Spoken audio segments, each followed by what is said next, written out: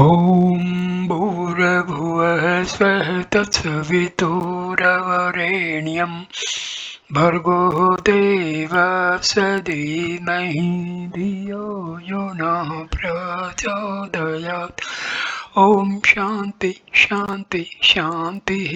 Namaskar, my dear friends. This is video number 2 on the life beyond death. This video starts with the apparitions. In the event of sudden death associated with pain, quite a few particles of the physical body, sthul sharir, cling to the astral body, suksham sharir, as a consequence of which the soul retains the characteristics of both the former living as well as the astral being. It is therefore has some physical as well as astral sukshma components. Such souls at times become visible to the living person as apparitions. However, this is not true about a person dying a natural death. In order to make themselves visible, the latter category of spirits have to make great efforts and carry out specific spiritual exercises. Persons dying of unnatural death, on the other hand, exist as spirits, ghosts, and they are unable to sleep because of troubled emotional state, seeking opportunities for taking revenge or fulfillment of insatiated desires through the body of a living person.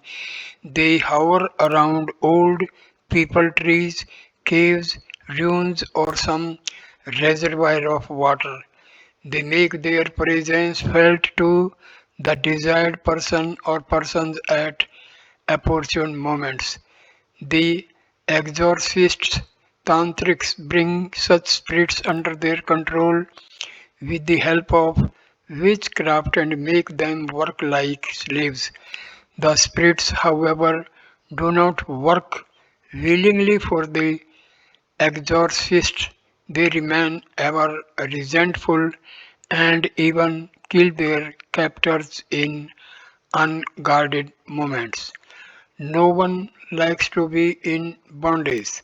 The spirits perform like the caged lion in a circus. The spirits generally tend to stay at a particular place and do not change their abode frequently unless there is some specific reason to do so.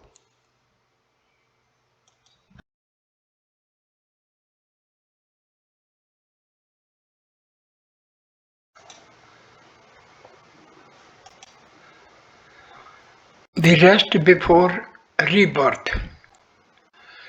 The souls of modest persons and of those having religious disposition, severe links with the earlier worldly milieu after cremation and easily reconcile to the changed environment. Detaching themselves from the past, they easily fall asleep for recuperation. Nature has not specified any fixed duration for this period of rest. It depends on the state of spiritual health of the soul. As children and hard-working persons need a longer period of sleep and rest, so do the souls in various states of spiritual health. Generally, a duration up to 3 years is found sufficient for this rest. During the first year, the soul sleeps soundly, within which it is able to recuperate from the exhaustion of earlier life and the finer perceptions of the new astral body begin to react efficiently to the requirement of new levels of sentience. In the succeeded second year of rest, the soul recapitulates the wrong deeds, sins of earlier existence and prepares itself for working in the new environment in the light of past experiences. The third year is spent in looking for milieu in which it desires to return to this world by taking birth in a new body. The duration mentioned here are averages. Occasionally, in specific cases, persons have been found taking rebirth even after 6 months, whereas others have taken as long as 5 years. The maximum age periods of existence of spirits Preet is believed to be 12 years. Thus, the maximum gap between the death of a person and rebirth could be taken as 12 years.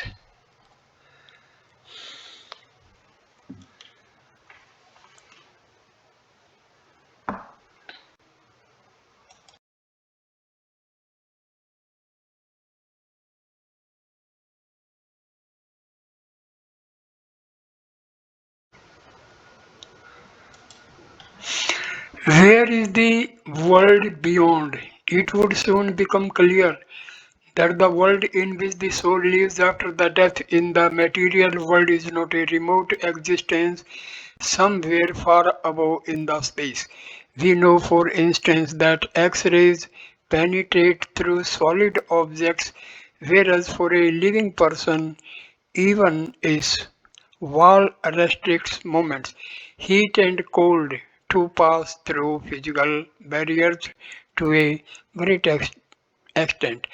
That is to say, the movements of extra sensory finer elements are not restricted by physical objects. On the other hand, though material barriers obstruct our activities, we hardly ever feel the presence of the finer elements of nature surrounding us. Thus, without being conscious of it, we move around freely like a fish in this vast ocean of air enveloping us. The souls of the dead are composed of such extrasensory finer elements and therefore have a total freedom of movement in this world.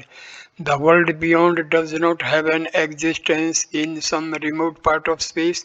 It is a world within this world itself. The world of souls is omnipresent on this very earth and in the cosmic space beyond this planet.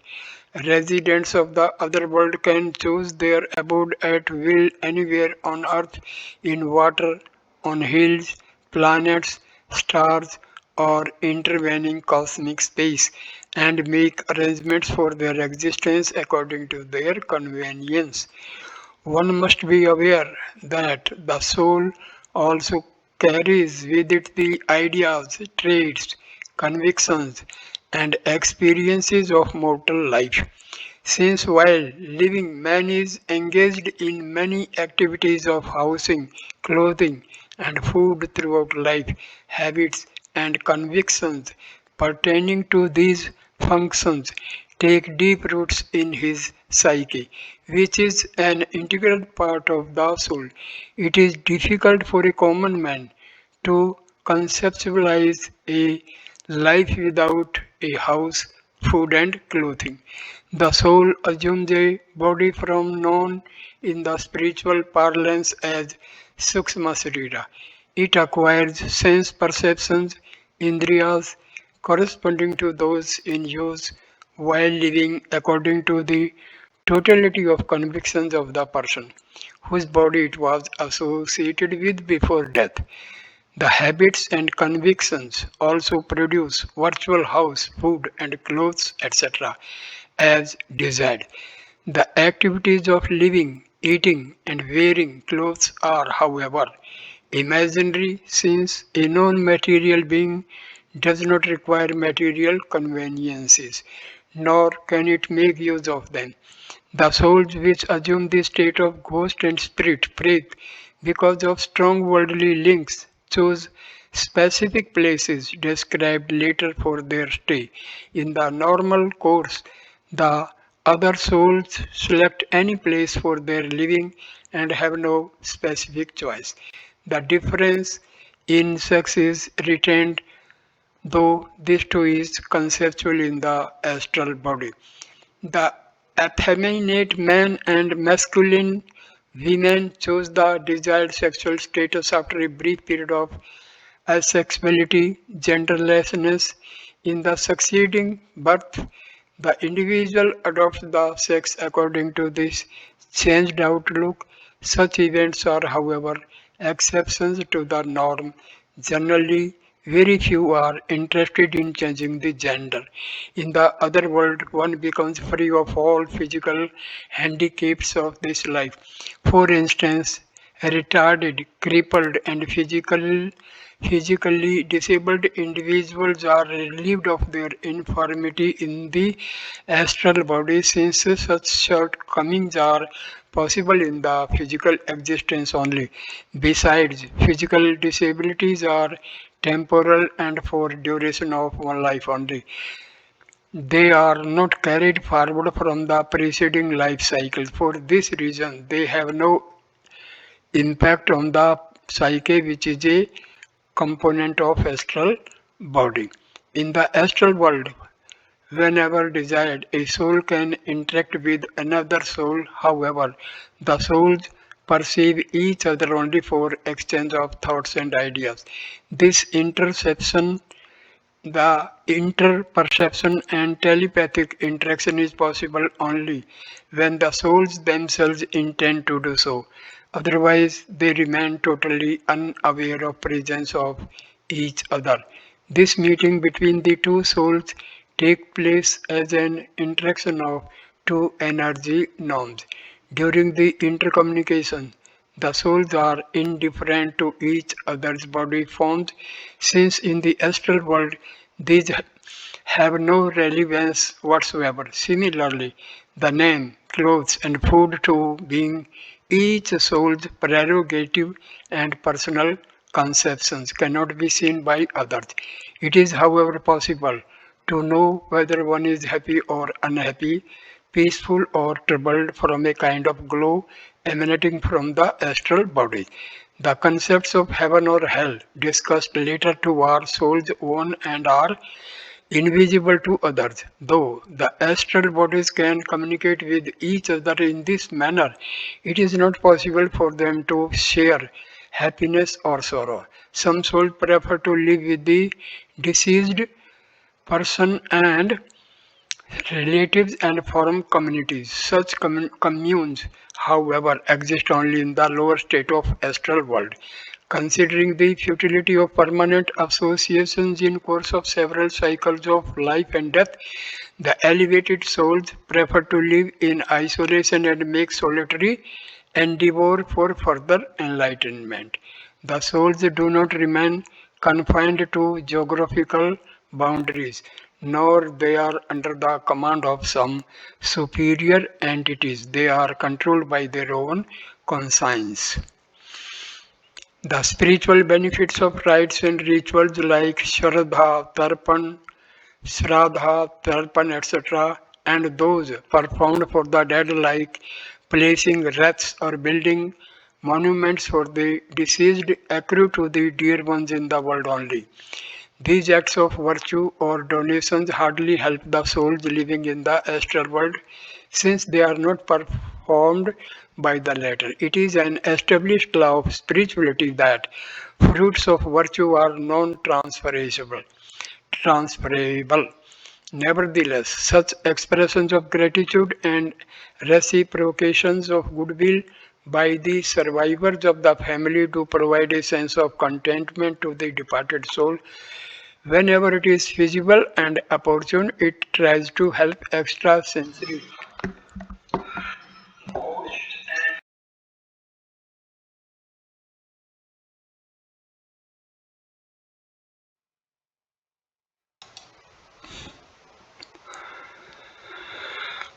The spiritual benefits of rites and rituals like Shraddha, Tarpan, etc., and those performed for the dead, like placing wreaths or building monuments for the deceased, accrue to the dear ones in this world only.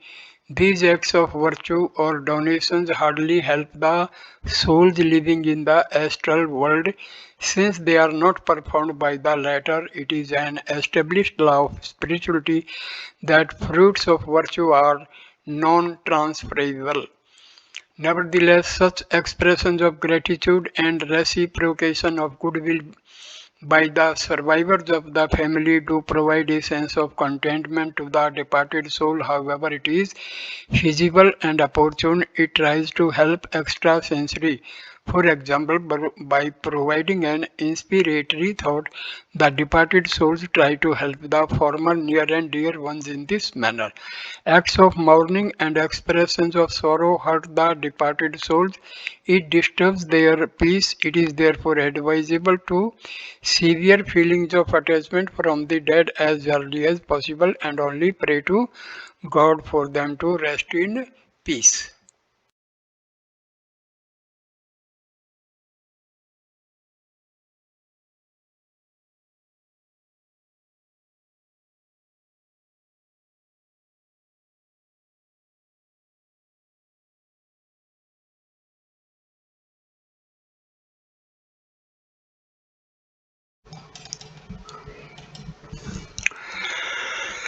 Heaven and hell.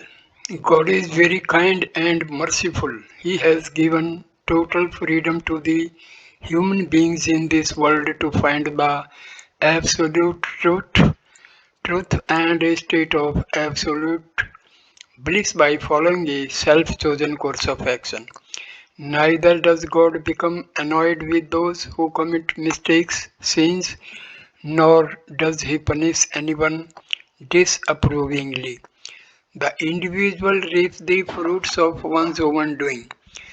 The system created by God permits the beings to learn from their own experience and progressively qualify for an improved status in the astral world. Heaven and hell have also been created for this very purpose. While pronouncing a sentence, a judge has no ill will towards the accused. On the contrary, he or she sincerely hopes that the person being punished appreciates the consequences of the committed criminal act and learning a lesson then there from would spend the future life in an upright manner. God is the supreme judge of cosmos.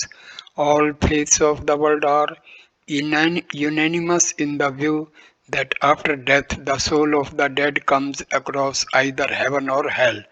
Hence, there should not be any doubt about this concept. The Hindu spirituality also maintains that in between death and rebirth in the next life, one has to go through the experience of heaven and hell. By the will of God, this system enables the being to make amends for the past misdeeds so that in the future course the being is able to avoid pitfalls. The span of time spent by the soul in the astral world is about 3 years or more, depending upon the discretion of the invisible supreme being. About one third of this time is spent in sleeping and taking rest. Hence, the prayer for the soul to rest in peace. This period of rest is needed because the strains of living in this world make the soul of the being much tired.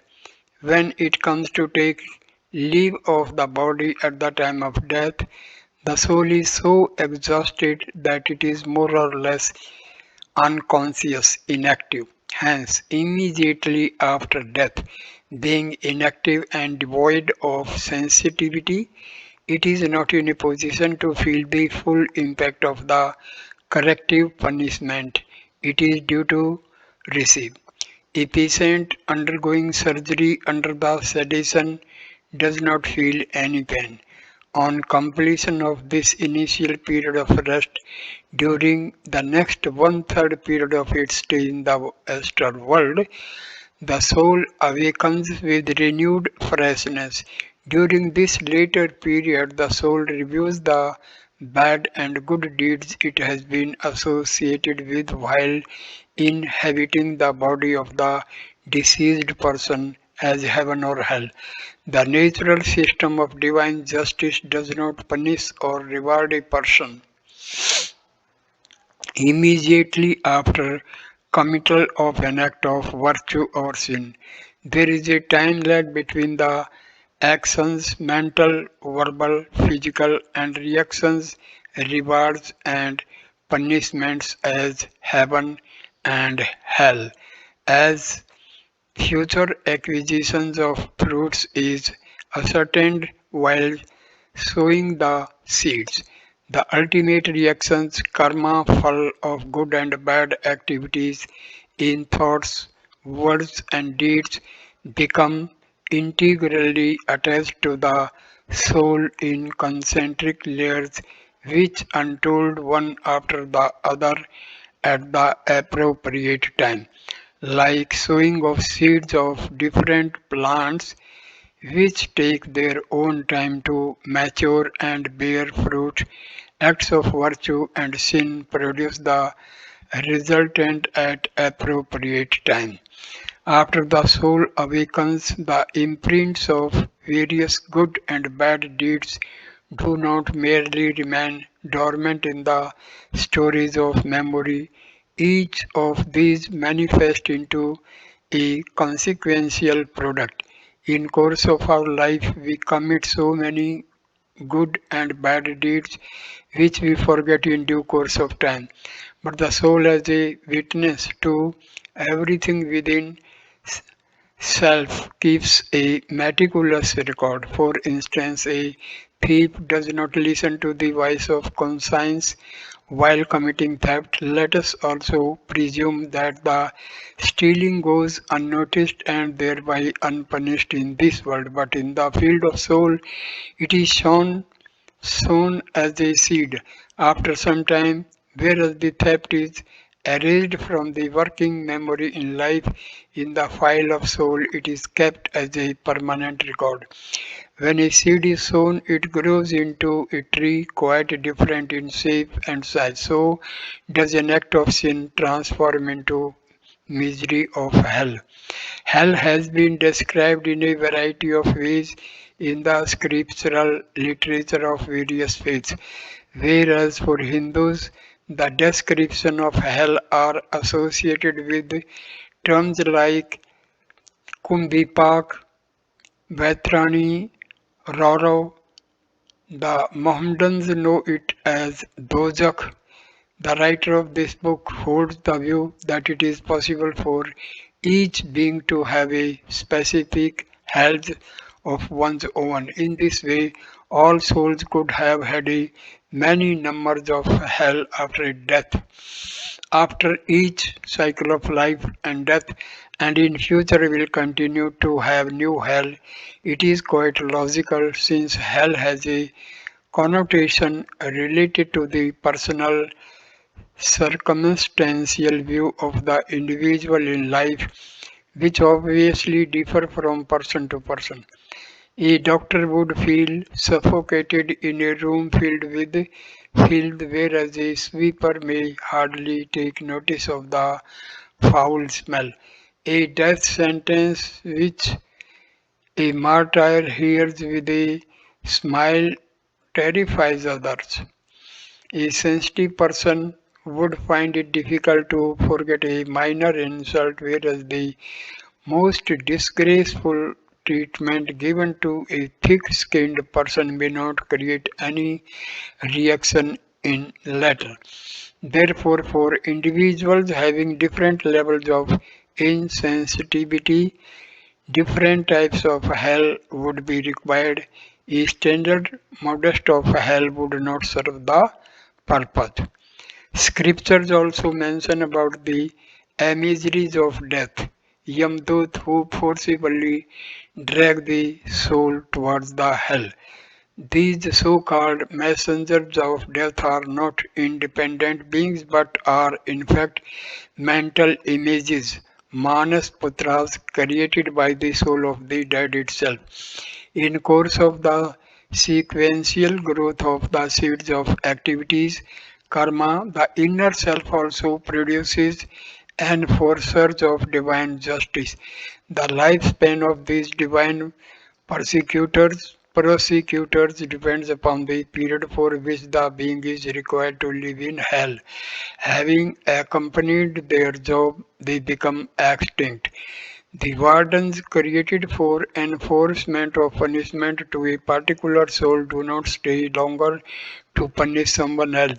As a matter of fact, in the astral world, all material life ceases to exist and the spiritual one unfolds.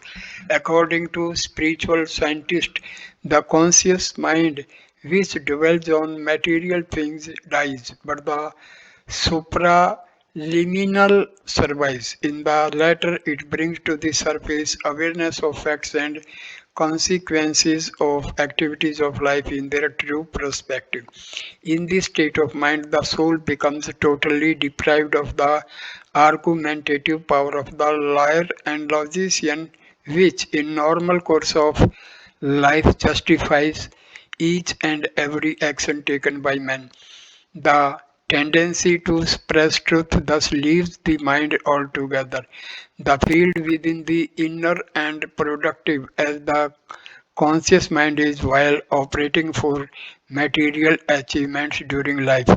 In material life on this earth, the mental body Sukshma Sharir of man coexisting with the physical body has four components of mind, namely man, the source of desire, longings, and aspirations, buddhi, the discriminative faculty which deliberates, takes decisions, and seeks a course of action, chitta, which stores inherent traits, habits, inclinations, and temperament, and ahankara, appraisal of a person for oneself in material world, that is that he is so and so, rich or poor, wretched or fortunate, foolish or intelligent, etc.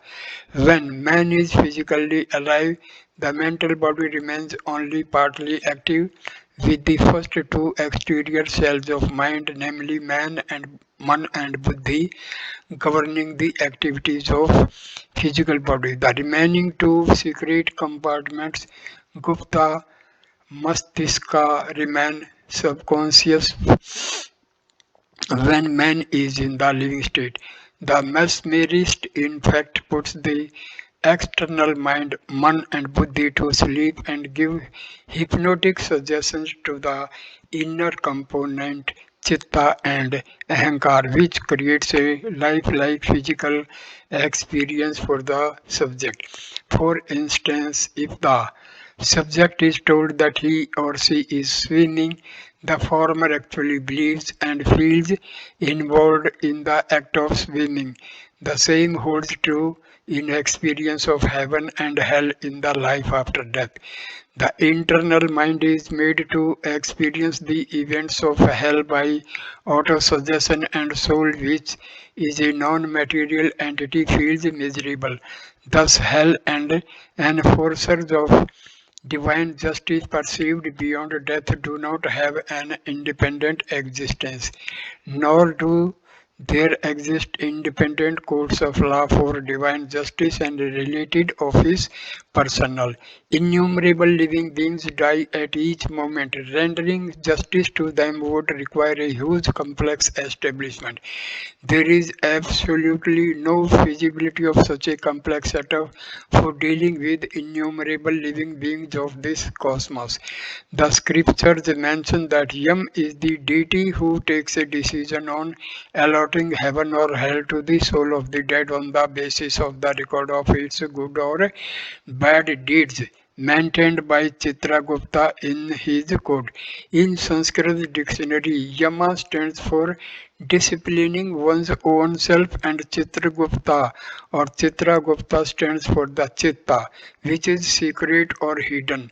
That is to say, the Chitta keeps the record and self-control. Atma Niyantran delivers the judgment, thus each being has a hell of its own, which becomes extinct the moment the soul returns to be reborn in another body.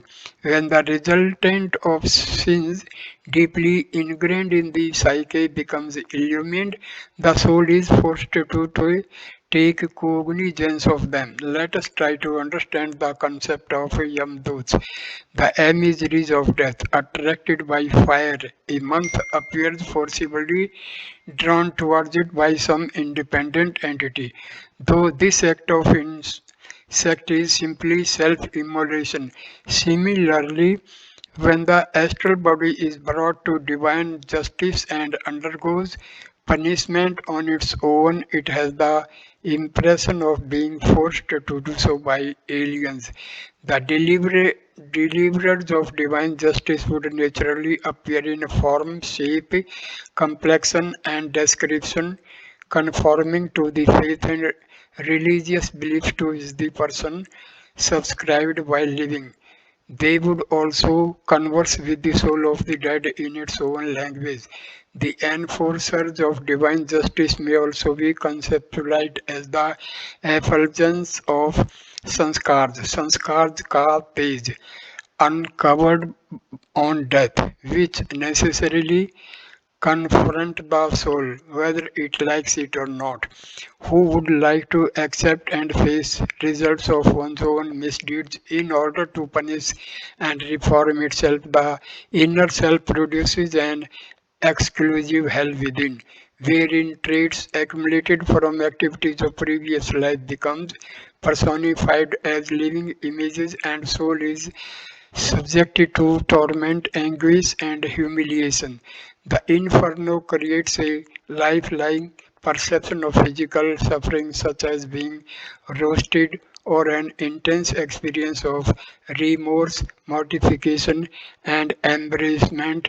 The kind and degree of punishment would depend on the emotional susceptibility of the individual. The purpose of this treatment in hell is to make the being suffer so that it is able to learn a lesson by correlating sinful deeds with their ultimate consequence. The duration and degree of punishment also depends on the requirement of the being for reformation. As is the course of justice in this world, the limits of hellish treatment are decided by the gravity of crime. In order to punish a habitual criminal who repeats mistakes in successive life cycles, heavy punishment is designed. In this way, the soul gets cleaned of all serious sins one by one, which appear successively and fade out after producing the desired effect. The Suksham Srira too has astral sense organs and a mind analogous to the living person. For physically committed sins, the physical counterpart, and for the evil thoughts, the mind of the astral spiritual body are made to suffer.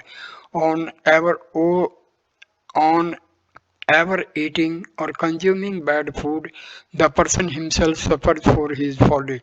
So does the inner self have an inbuilt arrangement of self-punishment for evil deeds. Sinful acts which are not kept secret are generally punished for in this very world, whereas for the remaining, the being has to undergo suffering in the astral world. The provision of confession in Christianity is to enable the person to unburden the soul of sins kept as secret. Divinity has established this system to enable the being to make penance for most of the grievous sins and proceed for the next birth as a pious being without the burden of consequences of sins committed in previous life. The commander-in-chief does not permit a wounded soldier to go back to the front till he recuperates, since otherwise he would not serve his purpose and instead of fighting would be preoccupied with the injury. For the similar reason, barring a few exceptions discussed later in the chapter on rebirth, most of the sins of the individuals are wiped out after the reformatory treatment and the being proceeds for the next birth with a clean slate. The advantage of hell does not lie merely in weakening the impact of sins on the soul but is also reformatory. It relieves the living being from past evil habits in future life and make it remember the consequences. The voice of conscience is in fact a memory of this lesson. Thieves, evildoers, and murderers become restive while committing the crime. It indicates the faint recollection of punishments suffered in hell for similar deeds in earlier life. But alas, people do not pay heed to their voice of conscience and fall again and again in the trap of sin.